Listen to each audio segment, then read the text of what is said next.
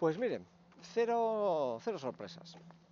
En la comparecencia de Pedro Sánchez para hablar sobre la corrupción que afecta al Partido Socialista y a su familia, más las medidas que pretende implementar, pues nada, han deparado un pleno con ningún tipo de sorpresas ni de novedades. Había quien decía que igual nos encontrábamos con alguna medida sorprendente por parte de Pedro Sánchez, o incluso algún gesto en el sentido de decir, pues me someto a una moción de confianza, disuelvo las Cortes en un término extremo y nos vamos a elecciones. No, de eso nada. O sea, Pedro Sánchez pues fue, lo de siempre, Pedro Sánchez. Un Pedro Sánchez que pidió perdón, pues como siempre, tarifando, por supuesto, porque esta es la estrategia del señor Sánchez. El señor Sánchez jamás va a reconocer una culpa. El señor Sánchez jamás va a mostrar un signo sincero de arrepentimiento.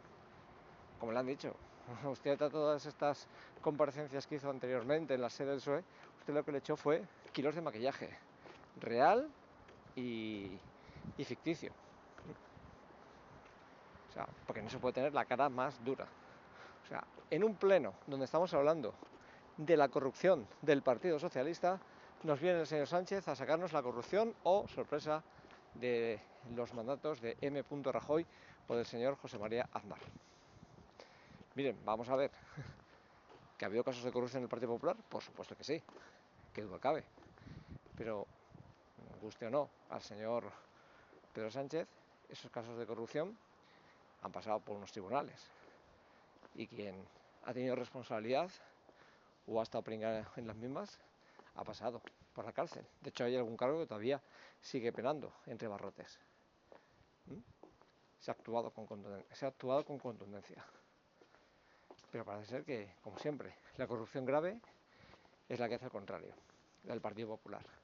O sea, por ejemplo, ya, si nos ponemos aquí a sacar trapos sucios, pues también el señor Feijóo podría haber enfangado el debate con los ERE, con toda la etapa de Felipe González, el BOE, Filesa, Time Sport, los fondos reservados, los GAL, en fin, que cada etapa de gobierno, y además cuanto más tiempo estás, suele ser más propicio para que se produzcan esos casos de asquerosa corrupción, pues repito, es más sencillo que se den más casos.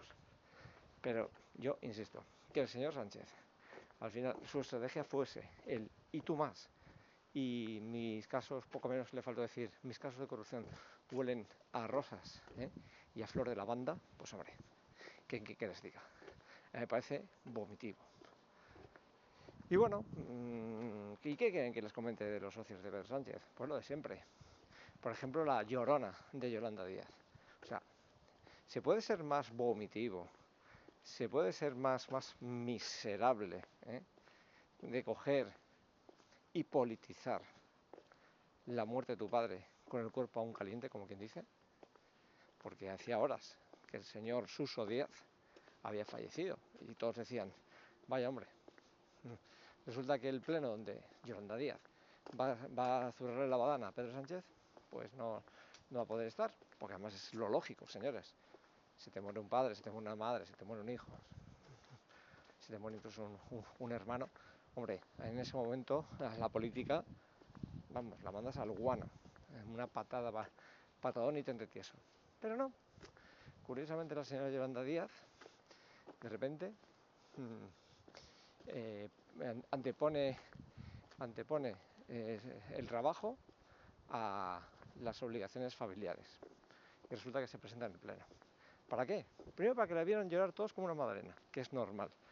Lo que, como digo yo, lo que uno no espera es que esta mujer sea tan sumamente miserable para coger, subir al estrado, sobar la memoria de su padre recién fallecido y utilizarla desde la tribuna de oradores para decir que por la memoria de su padre y está ahí para que la derecha jamás gobierne y para decir que Pedro Sánchez es un político honrado, que es un político sincero a carta cabal.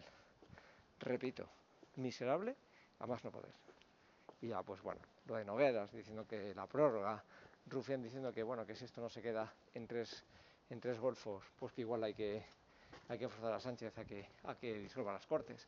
Pero en fin, todo amenazas, todo juegos florales, que por supuesto fueron ayer, insisto, fueron una moción de confianza encubierta, ni más ni menos. Pero bueno, en fin, ¿Sánchez se empecina en seguir en el cargo? Pues que se empecine en seguir en el cargo. Pero yo les digo, desde la famosa carta aquella a finales de abril del 2024 a Pedro Sánchez, el panorama se ha ido ennegreciendo cada vez más y más.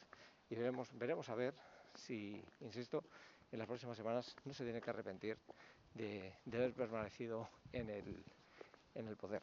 Porque, repito, está a punto de caer un par de informes de la Hugo, que insisto, pueden ser, si no ha sido ya el anterior con Santos Cerdán, van a ser pues unas perfectas bombas atómicas.